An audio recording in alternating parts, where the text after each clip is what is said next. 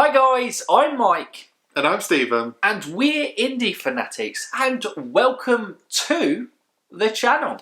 This is obviously the first proper video that we got. We have released a channel trailer, which is basically saying we'll release what we'll try to do a weekly podcast on all the kind of Indy updates. And obviously when it's race, it's easier. We'll talk about the race and everything that's going on with that. And also we'll try and release a feature video each week, which this week will be Who is Scott Dixon? So obviously if you know IndyCar more, then you're going to very much know who Scott Dixon is. Or if you're new kind of to the sport, a bit more like we are, this is our first proper season kind of following the sport.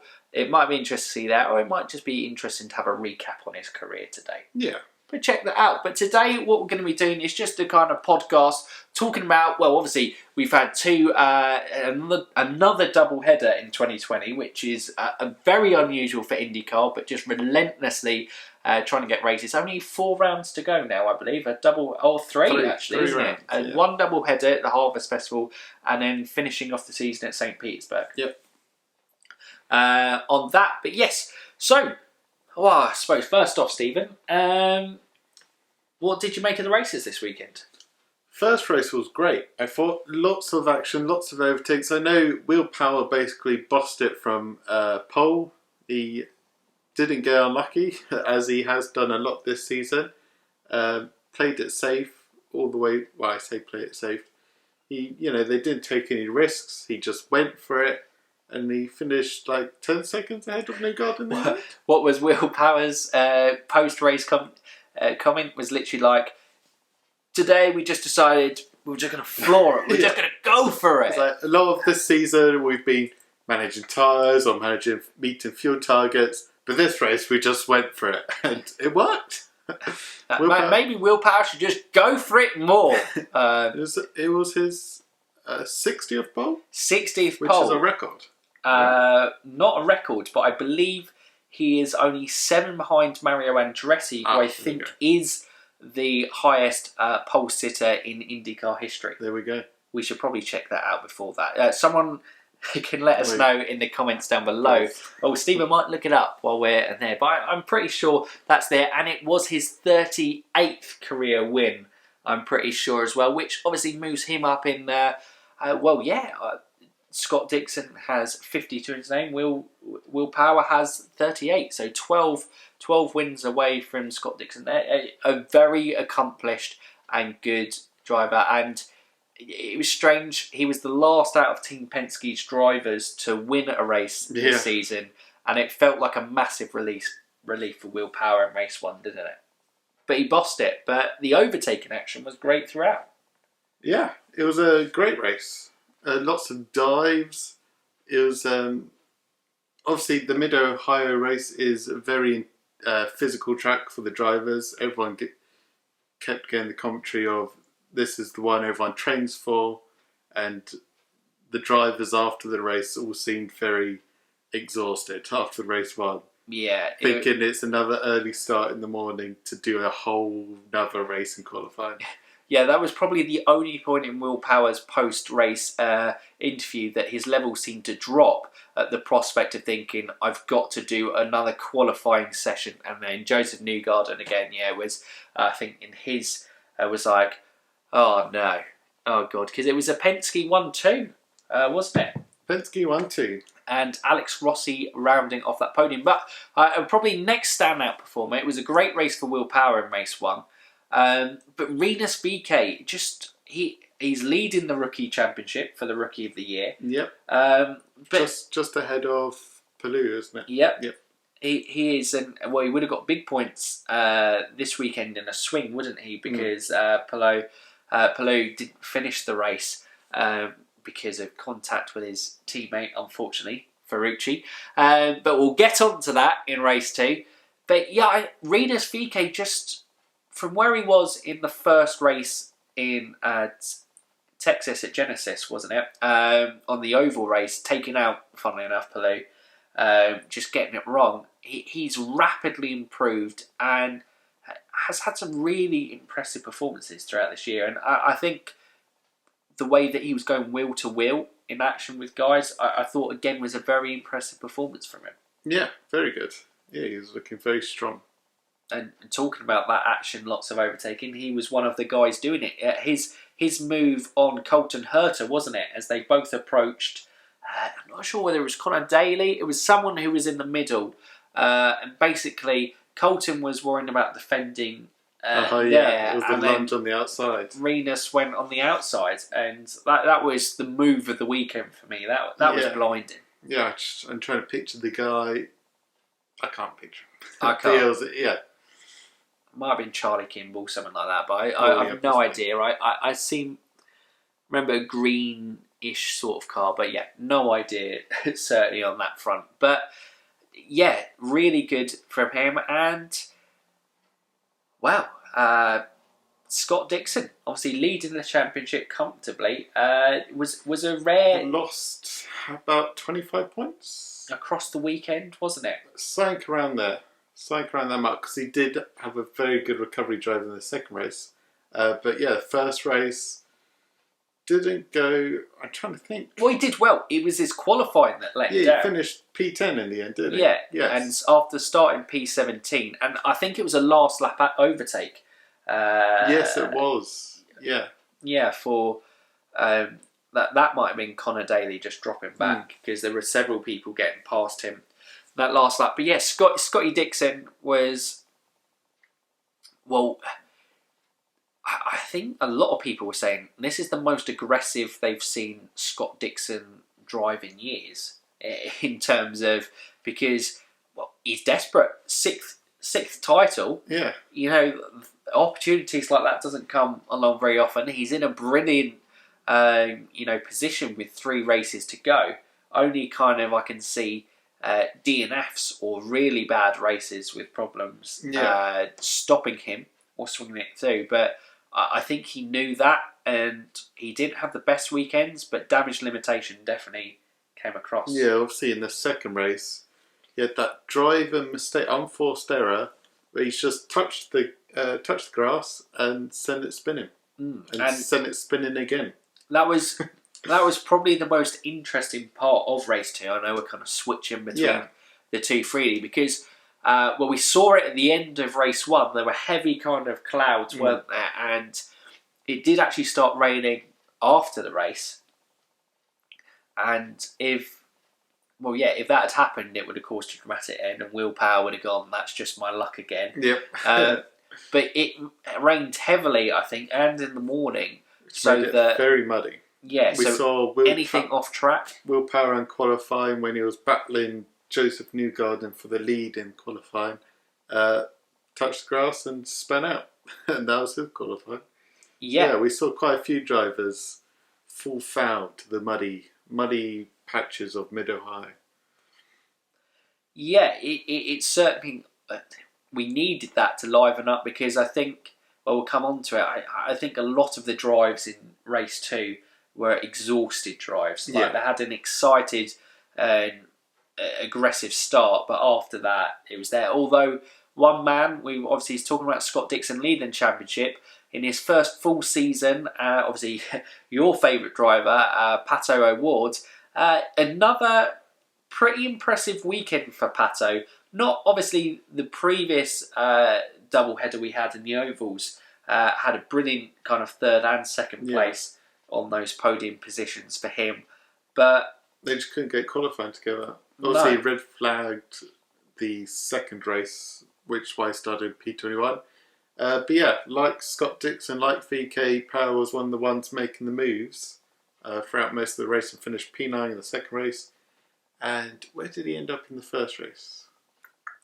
Race 1, I think he just finished outside, because I think he finished, not outside the points, because everyone scored points, but I think just outside the top 10, because obviously Pato probably would have been around about the Jack Harvey, Graham Rahal kind of area, but he had a step. It seemed like the fuel. He stalled. That was it. Yeah. I remember. Unusually for McLaren, who've been very good on pit stops all year, a bad pit stop when it mattered for him.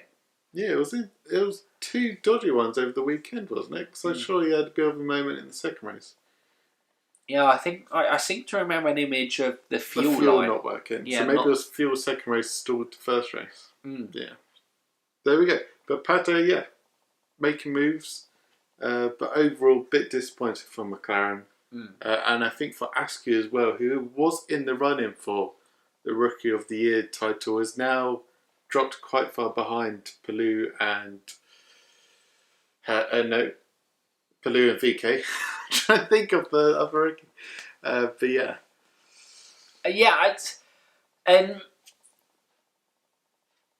Aaron McLaren, definitely with McLaren's backing within IndyCar, I think we've seen a massive step forward in that team this year. Yep, and there are rumours of them having a third seat for next year. Which would be very impressive, and probably the right time to probably discuss it. Obviously, F1, we have our channel F1 Fanatics, which was our first channel as well, and our kind of main channel on YouTube. But yeah, with Sergio Perez losing his seat at Racing Point, the Arrow McLaren seat has been rumoured, and getting someone as big a profile for IndyCar next year, and obviously, IndyCar being massively popular in Mexico as well, it would be a huge, I think, for the sport to bring, have the two Mexican drive. They'd almost become an honorary Mexican team, but Checo comes with financial backing as well, which would then take that Arrows team even further forward, and you could maybe see them regularly challenging with the Chip Ganassi Racings, the Team Penske's, and the Team Andretti's at the top as well. It would only be a good thing for IndyCar, I would think. Yeah, it'd be good. But we mentioned them there. Obviously, Will Power is one. Teammate Joseph Newgarden, who is still in with an outside shot. Obviously, the current champion of IndyCar, the 2019 IndyCar champion, two-time IndyCar champ. It is funny because Joseph Newgarden, funnily enough, is him and Scott Dixon are the only drivers to have won more than 2 races this year, which shows the competitiveness of the season and how Scott really took that early advantage with... Yeah, Scott was flying at the beginning. I think he has 4 wins to his name this season. Correct me if I'm wrong on that front. But Joseph Newgarden just hanging there, taking advantage of Scott Dixon's laps up. But although the second race he didn't really take advantage of it. I think it was because all the 3 Penske cars were all together and they just couldn't really make much progress in the end. Maybe like we were saying, they were all exhausted and were just making sure they didn't bin it, Scott Dixon. And team orders isn't really a thing in IndyCar. They just kind of let the drivers race, and obviously they have the different teams working for the best strategy for them. And when Will Power obviously got ahead of Joseph Newgarden in the last round of pit stops, that pretty much ended Joseph's race from that point on, wasn't it? But it was good to get the P2 under his belt, another podium under his belt, and as much as race 1 was all about Team Penske, and Alexander Rossi securing only Andretti Autosport's second podium in the season. Yeah. Well, it was all about Andretti Autosport in race 2 because it was Andretti 1, 2, 3 and Colton Herta getting his first win of the season. And again, both race winners just dominated their races, didn't they?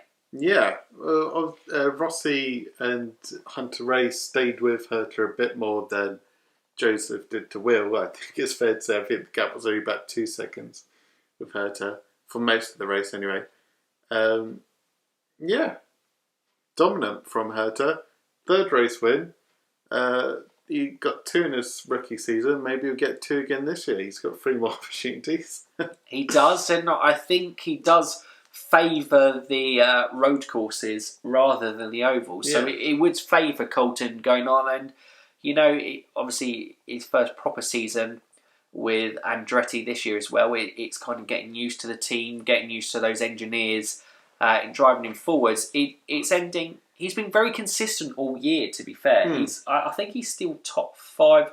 Not sure actually in the points leaderboards after that, but he's always been in and around the top 5 in the championship all season.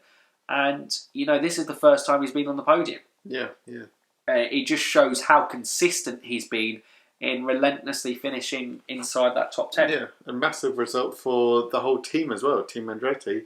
It's not a single win with only 4 races to go.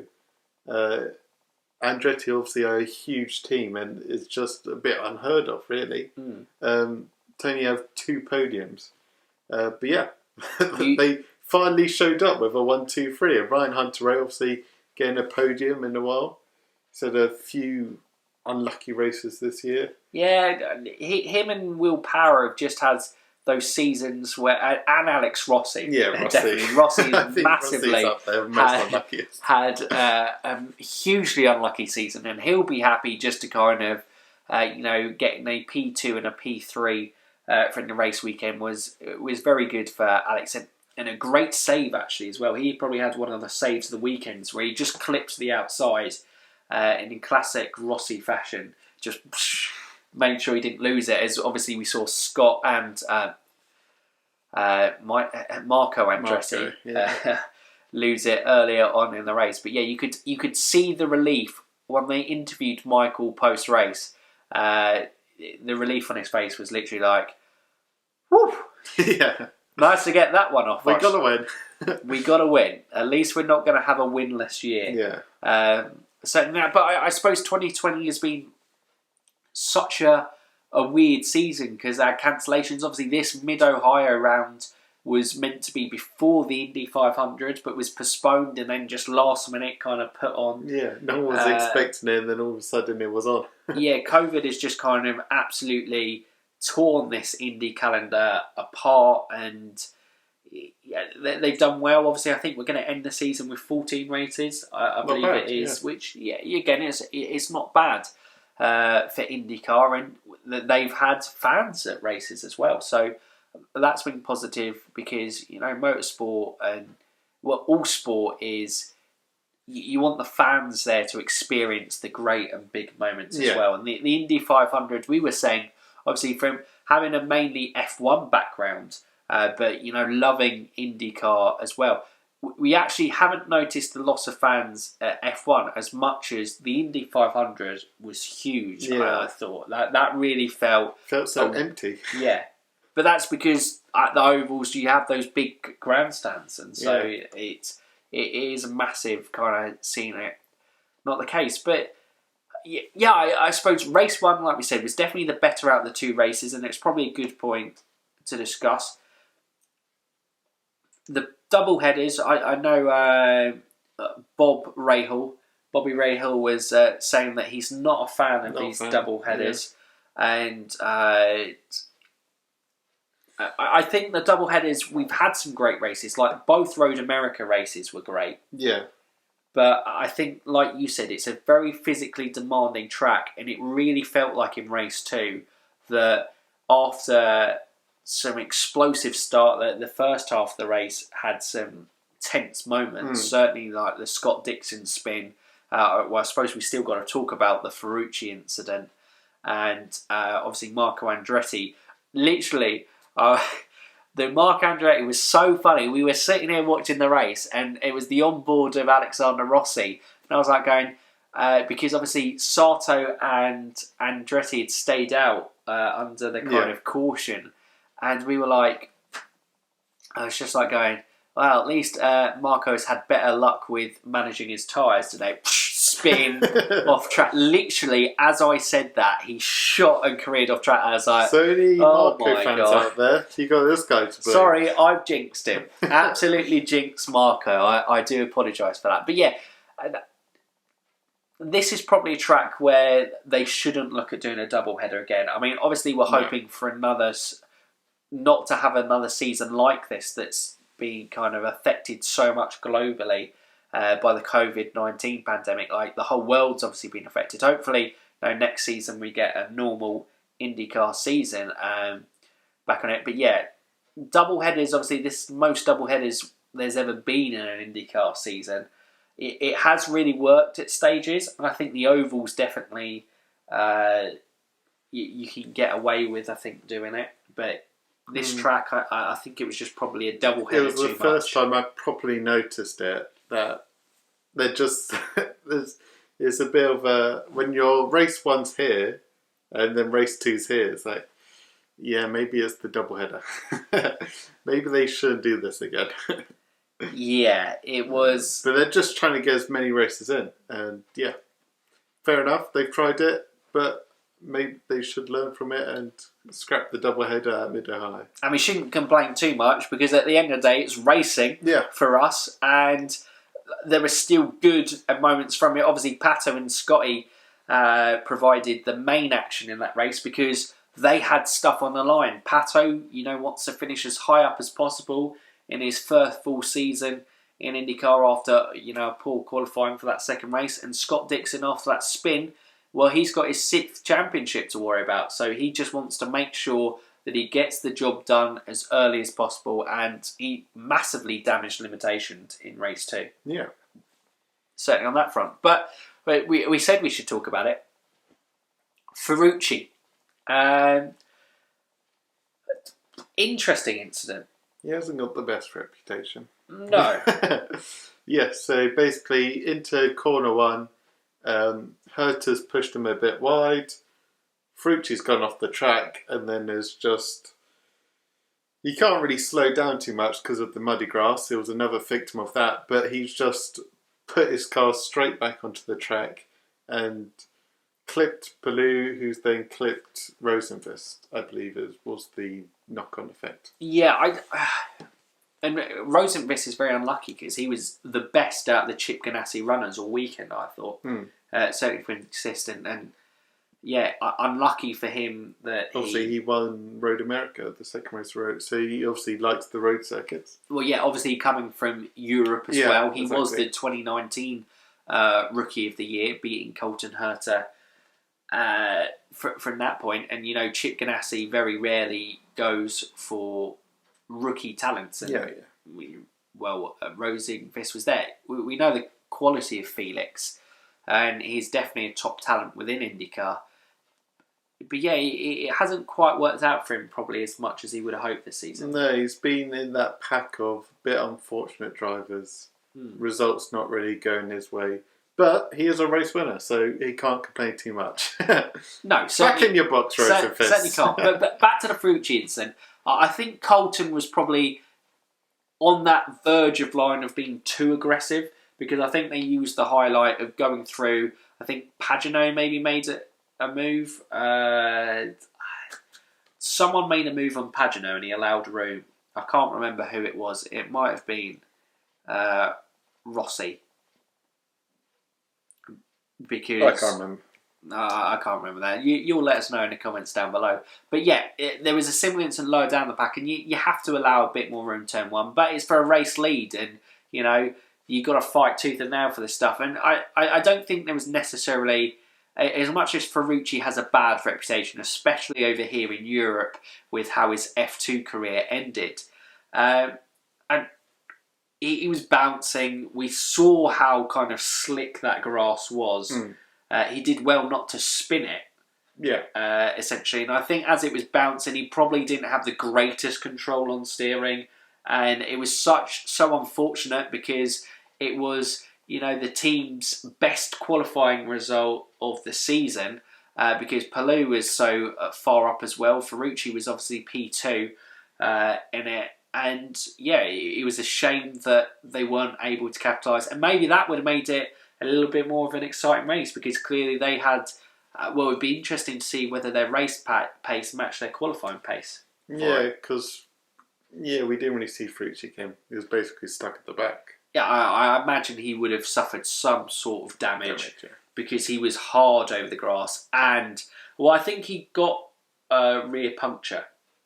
It was a slow puncture at least, because he did come in the pits very much after that caution. So yeah, unfortunate of what could have been weekend from there. But it sets up nicely. I think because Joseph Newgarden in the second race didn't really take advantage of Scotty's mistake, I think we can pretty much say it's going to have to be something catastrophic from here for Scott Dixon. It's going to be 3 DNFs in a row. But yeah. But moving on, I think that's Mid-Ohio roundup. Yeah. Moving on to team news. Yeah. Of Chip Ganassi. So yeah, obviously, before Mid-Ohio, we had the huge news that 7-time NASCAR champion Jimmie Johnson will be driving for Chip Ganassi next season, which I presume they are going to be running 4 cars because, well, we haven't heard any rumours of Felix Rosenqvist or Marcus Ericsson getting the boot. No. The Swedes look set to stay, so that would be a 4th one, and it would be fantastic. And I think it's a really good coup for IndyCar because Jimmie Johnson's one of the biggest names in American autosport. Yep. And he hasn't quite been the same since that accident that slightly knocked him in his dominance years in NASCAR. But I think this is a really exciting prospect, and we don't know what it's going to be like.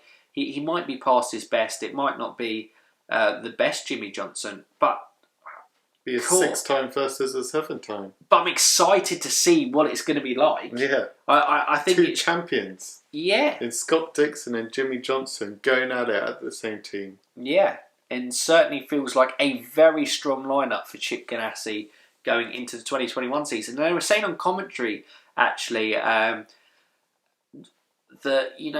although we've had COVID and everything going on, actually, going into the 2021 season, IndyCar looks in a really healthy state because, Penske are rumouring maybe bringing back a full-time seat for Helio Castro-Neves. Yeah. Andretti obviously Arrow's there. going for 3 seats. Yeah, Arrow's potentially 3 seats. Jimmie Johnson coming in at Chip Ganassi Racing. So potentially 4 seats there unless something happens with Marcus and Felix. It looks a really competitive grid for the 2021 season, doesn't it? Yeah. Looking very good. It certainly is looking very good indeed. But, wow, I think that probably rounds off. That's about unless it. you got any other news. No. Right. Well, that has been the first Indy Fanatics podcast. We hope you have enjoyed it, guys. And obviously, most of you will be new around here because the channel was literally just started. If you are, please, what can you do, Stephen? They can like, subscribe and ding that bell.